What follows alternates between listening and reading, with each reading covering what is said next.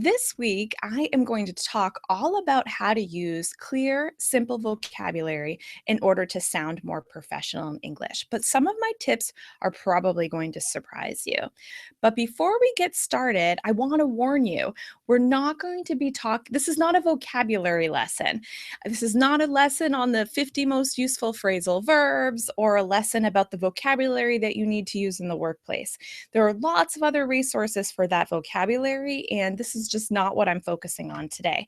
Because you probably, if you're watching this video, you have a good vocabulary. What you need to learn with this lesson is how to use it better so that you sound more professional in English. And by vocabulary, like I said, it's not a vocabulary lesson. I'm not going to give you, the top 5 phrasal verbs you need in order to sound more professional in English, because I'm going to challenge you to think about vocabulary a little bit differently and think about how you can leverage your vocabulary or use your vocabulary in order to make more of an impact when you speak English. So how I'm going to start is I'm going to tell you a little bit about what more professional vocabulary means in English. And it's interesting because you think with a word like professional, the vocabulary should be intense, right? It should be long, it should be complicated, but that's actually not the case. In American English, we tend to choose a simple vocabulary, and that's why the title of this lesson is How to Use Clear, Simple Vocabulary. Professional language is not academic, it's not complicated, and it's not pretentious. In American English and in American business culture, professional language is clear, simple, and relatable. It's conversational. It engages the person that you're talking to and what you're saying. So if you have trouble with long words or big words, this is actually really good news for you because you actually can make do with the vocabulary that you have as long as you're using it more appropriately for the situation. So I'm going to actually talk about 9 different tips that you should consider when thinking about your vocabulary and when using your language in the professional setting. So things to keep in mind, ways to simplify your vocabulary, and also ways not to complicate your vocabulary unnecessarily and invite a sort of cultural impression of you that's not what you want. So first of all, the first thing I want to mention is that in order to sound more professional in English, you want to choose a simpler word. So we have a very, very famous expression in the United States, which was said by Mark Twain, who is one of our most beloved writers and just one of our cultural icons of the United States. And he said, don't use a $5 word when a 50-cent word will do. So let's talk about this. A $5 word is one of those long, complicated vocabulary words that's sometimes difficult to pronounce. He said those are $5 words because they're long, they're expensive, they show kind of this level of education and knowledge and vocabulary. But he says, don't use that word when a 50-cent word will do. And basically, in short, translation of that is be sure to choose a simpler word whenever possible in order to express your idea. So that is wonderful for you if English is your second language, because that means that you can choose the words that you already know. You don't have to expand your vocabulary to include all the synonyms of a certain verb. The example I always give, and that I also follow when I'm speaking and when I'm writing as much as possible, is, for example, the word use and the word utilize. They have almost exactly the same meaning, right? Use, simplest vocabulary word you can use in order to convey your meaning. So if you're using utilize, it's bringing in other connotations and other connections to that word, because utilize might have some of a more mechanical feeling and that kind of thing. So you don't need to use the word utilize, and or if the word use is simple enough and is clear enough for your meaning. So always try to choose the simplest vocabulary word possible in order to convey your meaning, in order to make your meaning clear. So that's a really, really important skill. Don't use a $5 word when a 50-cent word will do. It's okay to choose a simpler vocabulary word. I often talk about when I was writing my master's thesis many years ago now, I always would go back and edit my language in order to make sure I was choosing the most appropriate simple word for my meaning, because when you kind of throw in these longer words, it starts sounding unnaturally. It sounds unnatural, it sounds more pretentious, it sounds like I'm trying to impress somebody with my vocabulary, and that's something I really want to encourage you to think about as you learn these skills, and how you actually want clear, simple vocabulary. We have a tendency when we want to show our mastery of a language, or our fluency in a language, or our big vocabulary because we're writing essays in the academic setting, or we're writing business emails, we tend to think, oh, I should use a bigger word, right? Because that way the person's going to know that I have a mastery of this language and I'm very smart and intelligent. But that actually isn't a good idea, right? By using that complicated vocabulary word rather than the simple one that gets to the meaning, it gets too involved, it gets too complicated, it gets too kind of making you look like you're trying to be something that you're not. And something we value a lot in American culture, especially in business, is someone being authentic. We want to be able to understand who you are and how you're going to relate to me. So the more complicated vocabulary is not necessary. And that is such good news for you if you're a non-native speaker and you have a little trouble with pronunciation and word stress for those longer words, because saying a simple word like use is easier than saying utilize, right? So you can actually make it more simple for yourself. So it has two benefits beyond just being the best way to express your ideas. If you do need to use a longer word because it is the most appropriate vocabulary word for what you're trying to express, be sure to practice the pronunciation and word stress. And I talk about word stress on my website. I'll include a link below so that you can, study that a little bit more. But it's a really good idea to make sure you've mastered how to say that word, because it's going to sound unnatural if you're having trouble saying it. So always choose the simpler word. If you need a longer word, make sure you can say it. Okay, so related to this tip on how to choose a simpler word, or why you should choose a simpler word, is you want to stop direct translations. There's two reasons why. One is, imagine you're in a business meeting or you're working with someone and you get up to you're about to say something and suddenly you're missing a word.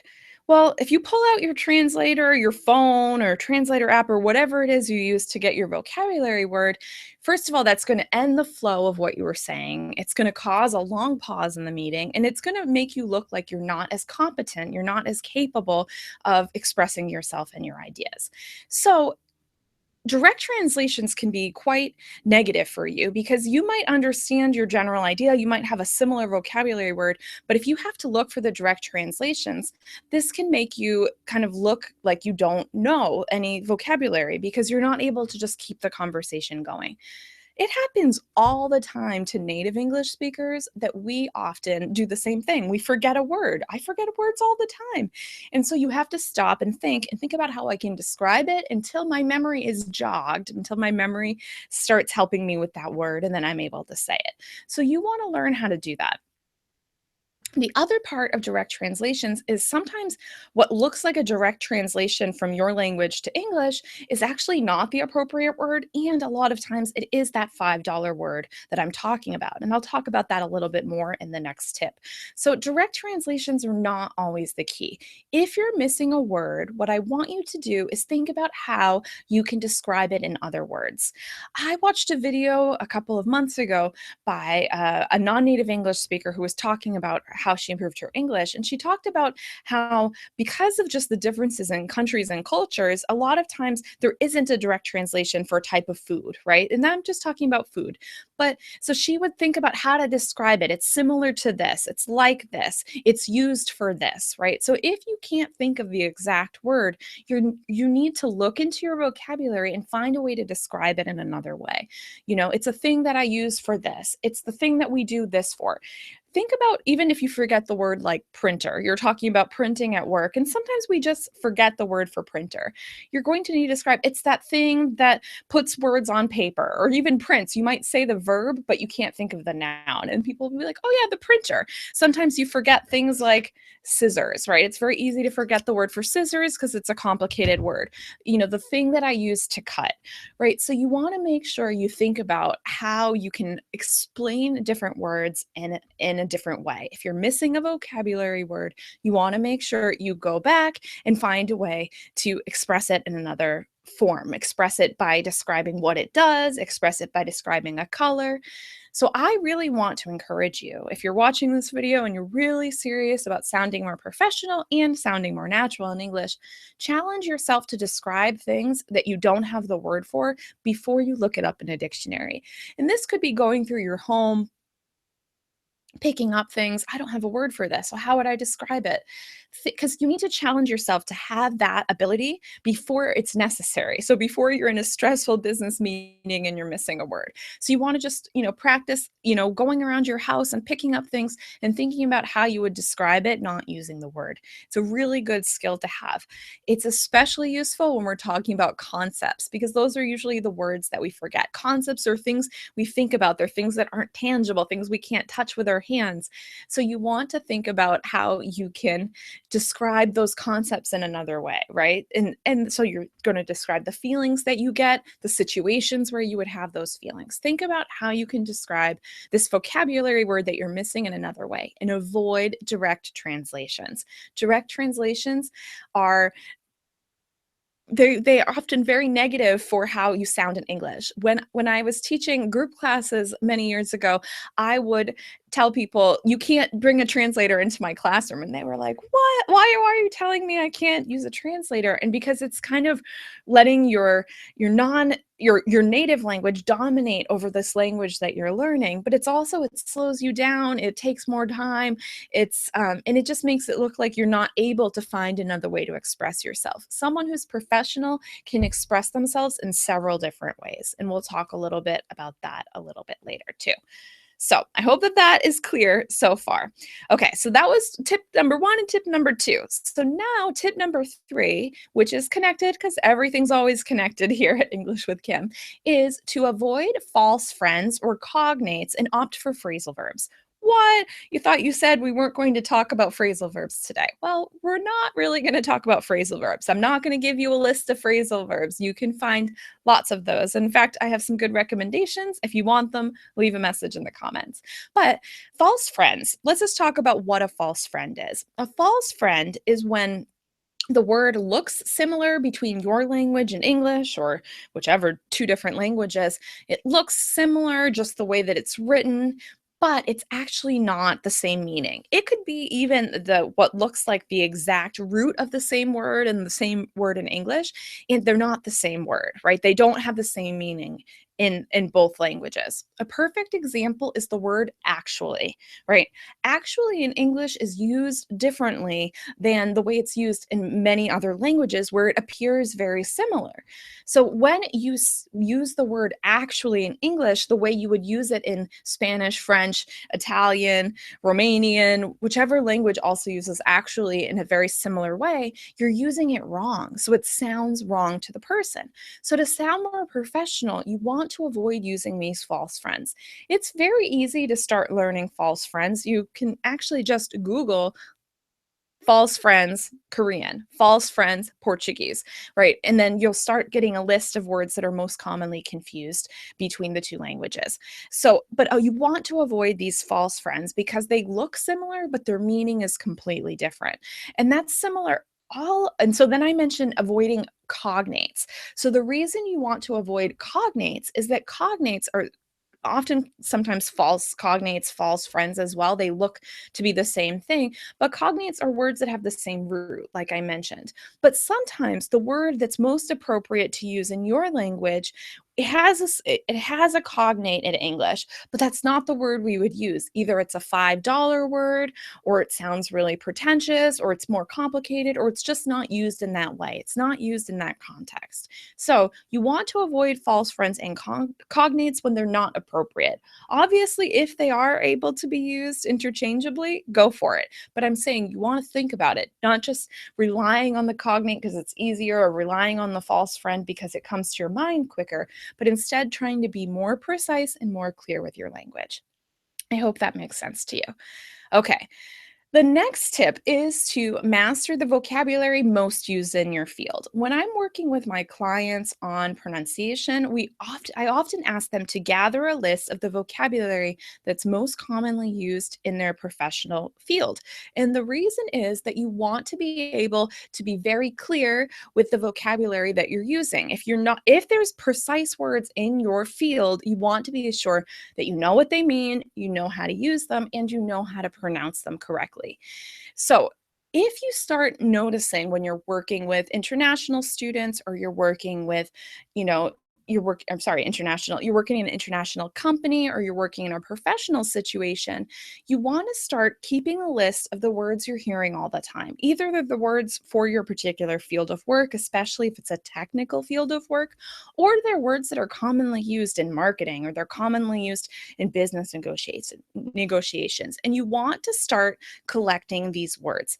And that actually refers back to my previous tip about phrasal verbs. A lot of times in business, we use phrasal verbs instead of the cognates. And I forgot to mention that, and I apologize.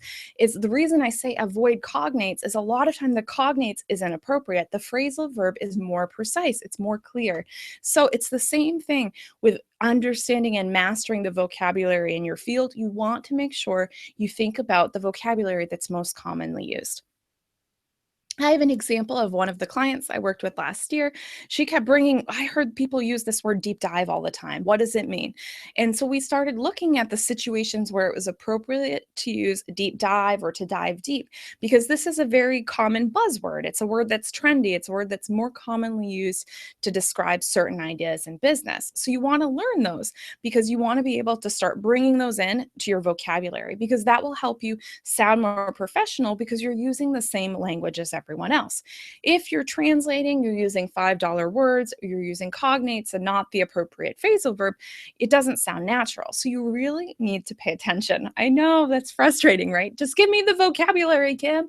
No, you need to start thinking about how you can learn the different vocabulary from your setting. You know your type of work best, so start listening. If you don't speak a lot of English in your field, at your office right now, or in your university, listen to podcasts. Go to podcasts and start listening to the vocabulary. There's podcasts on every topic, so you can start researching podcasts on your particular topic and start making notes of vocabulary that is most commonly used in your field. It will really help you. If you want me to push you in the right direction of vocabulary, you want to check out my mini vocab lessons. Those are on Instagram. At English with Kim on Instagram, and I've been sharing the type of vocabulary words that are common in conversations that will help you express certain ideas. So I can give you a little help there, but for the most part, you're going to have to research your field because you're the expert in your field. And once you master those vocabulary words, you'll feel so confident. So I hope that helps you. Okay, similar, I will answer questions after I finish these lists, so please ask them and I will get back to you after this. Okay, so the next thing I want to talk about is another way to sound more professional in English is to be more descriptive and less vague.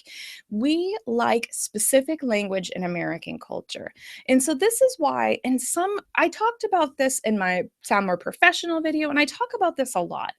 In different cultures, there are different writing styles and different communication styles, and they kind of work together. So what happens in some languages, you tend to go kind of broad and then more specific, and so you're kind of philosophizing off to the side here, off to the side there, and then you get more specific and you start being more clear about the language that you're using. Well, in American culture, especially in business, we have this expression, time is money. So if time is money, then I have to always choose the most precise word in order to deliver my meaning. And so what happens is that when you're philosophizing using your bigger vocabulary or using broader concepts, what's going to happen is that it's going to sound too vague, right? It's going to sound like you're not being precise enough with your vocabulary word. So what I want to encourage you to do is to focus your vocabulary word by being more specific. And one way to be more specific is not choosing the exact exact vocabulary word that means exactly precisely what you're meaning, but by being more descriptive. Because if you're painting an image or painting a picture for someone with your words, with your descriptive language, you're being more specific. You're naming the feeling that you want your customers to have. You're naming the product that you would like to deliver to the market. Whatever it is your field is, you're naming that technical skill that somebody needs in order to succeed. You're going to be able to be more clear to the person that's listening to you. Because instead of looking for one vocabulary word, by describing it down, you're naming it even more specifically. So being more descriptive helps become more specific, because sometimes if there's multiple layers to what we're trying to express. So please try to be more descriptive and less vague, right? So vague would be a word that's kind of very general, right? All people like blah, blah, blah.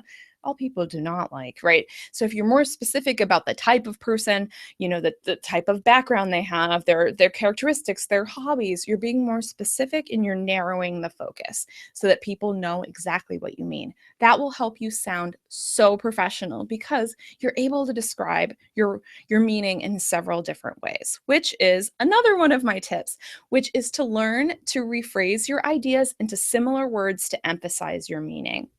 You'll notice, if you're paying close attention as I go through this lesson, that I'm doing that. Sometimes I use a word that I know you might not be familiar with, so I rephrase it into another expression, or I describe it in another way. You want to learn this skill as well. You want to learn how you can take your vocabulary word that you're trying to say and rephrase it, reframe it, restate it in a different way so that the person really understands your meaning. This is great for emphasis, right? I talked about emphasis in my last video on how to use your voice to sound more professional, because we can emphasize things with our voice. Well, you can also emphasize things here with your vocabulary by choosing similar vocabulary words to say it again, so that the person is left with this image of this very clear desire.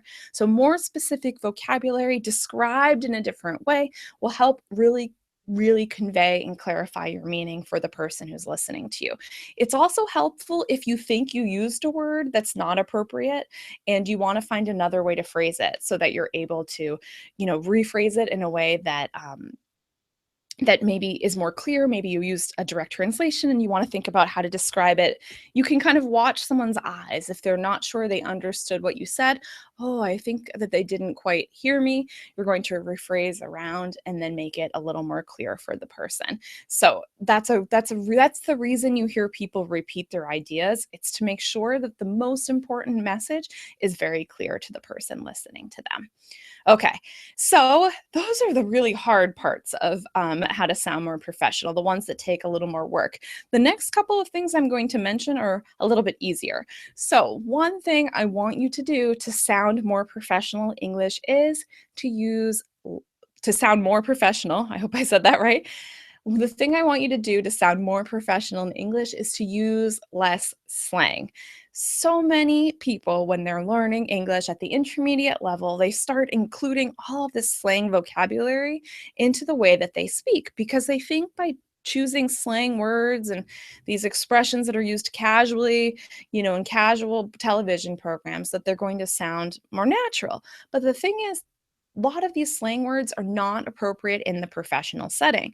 So instead, you really want to think about how you can avoid using slang vocabulary words in the professional setting.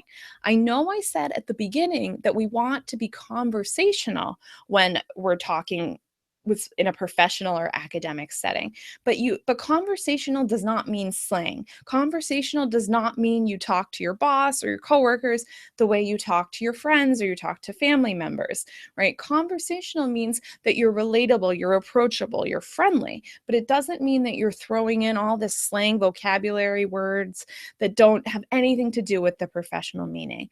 When you use slang in an inappropriate setting, it draws more attention to the fact that you're a non-native speaker and that you're trying too hard. So it can end up sounding like those really long, unprofessional words or pretentious words that are too complicated. Slang can sound like you're trying too hard as well.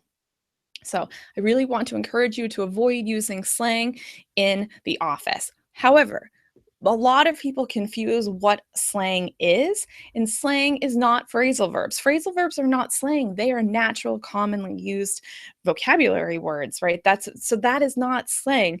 But phrasal verbs are okay. Idioms are okay. We use so many idioms in the business place. That's not slang. Idioms sometimes are more clear for conveying the meaning than the than just using regular vocabulary words. So it's not, slang is not phrasal verbs and idioms, right? Expressions that are commonly used to share ideas are not slang. Slang are all kinds of casual words that you would see somebody text into their phone or things like that. So don't be afraid to use phrasal verbs, idioms, and special expressions, but just be aware of whether those are professional. And if you're not sure, be sure to check with a friend, be sure to check with someone to make sure you're using it correctly. Slang is totally okay outside of the office, outside of the academic setting, but we do have a more professional demeanor and more of a professional vocabulary to sound more professional, right? So you want to make sure you maintain that sort of professional demeanor and that professional attitude when you're in the office. Avoid using slang.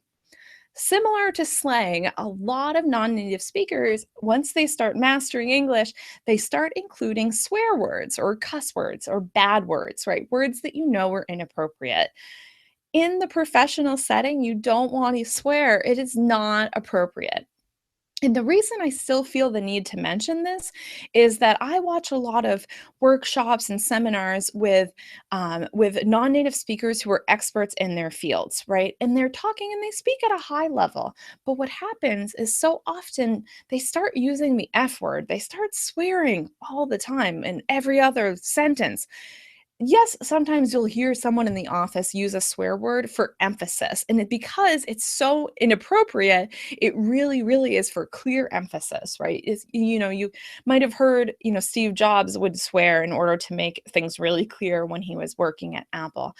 Those kind of things. Like you'll hear people swear, and it's like, oh, wow, that person's really angry. So when you're swearing every other word because you think it sounds natural, it does not. And if you're doing it in the professional setting, it sounds even worse, right? Because swearing is not appropriate. There are very few times I would ever swear in the office. I feel uncomfortable swearing on these videos, and these are my videos, right? So just avoid swearing. Don't use cuss words. Don't use bad words in the professional setting. It's not okay. You might hear other people do it, but because you're a non-native speaker, it's so much more obvious, and it really stays in your mind. I think of a workshop I saw, I think it was like 4 months ago, and I still remember. I remember that the guy had a strong accent and that he swore all the time, and I think he was swearing in order to kind of hide the fact that he had trouble expressing himself in English. Don't do that. Don't be that person. I turned off the video and I stopped watching because I didn't know what he was saying. All I heard was his swear. So you want to avoid using swears. Use better vocabulary than that. You have more vocabulary than swear words. Okay, so the last but not least, the way that you can use clear, simple vocabulary in order to sound more professional in English is to use common conventional words, phrases, and expressions, including appropriate transition words. So this is really important. There is conventional language that is super common in English, and if you've ever studied telephone vocabulary or writing business emails, this language is really key because these are conventions. Conventions are things that we expect to happen. It's the common way that we do these things. So if you are looking to sound more professional, you want to master this conventional vocabulary. Like I said, this is not a vocabulary lesson. I'm not going to give you lots of vocabulary, but I do want to give you an example. So please let me know if you have any questions. I've said this in my videos. You've heard other people say it. You'll see this in emails. Please let me know if you have any questions. That is a common conventional expression to encourage people to ask questions. Or you may hear, I look forward to working with you, right? I look forward to talking with you. I look forward to your reply. We use I look forward a lot in order to end what we say and so that the person knows it's their turn to respond. I look forward to hearing what you think. So these are conventional expressions. Next week, I'm going to talk more about transition words and expressions you can use in order to transition into your ideas and also connect two ideas to another, connect different parts of conversation. These are part of the essential conversation skills in English. I will link to my video on the 5 most essential conversation skills in English so you can kind of take a look at it, but I'll talk more about it in the professional setting next week. So it's not important to know all of these vocabulary words and expressions right now. It's important to be able to gather them, right? And gather them bit by bit, piece by piece until you have a full vocabulary. But using these conventional words and expressions does help you sound more professional because it shows that you understand the culture behind the business interaction. So, so that was a lot of different skills and different ways to use clear, simple vocabulary in order to sound more professional in English. So I'm going to just repeat what we talked about today so that you can remember. So the first thing I mentioned is to choose a simpler word. Don't use a $5 word when a 50-cent word will do. Always choose the simplest word to convey and express your meaning. Number 2 is to stop direct translations. You want to find a way to describe the word that you're missing or the word that doesn't seem right instead. Find a way to describe it in another way.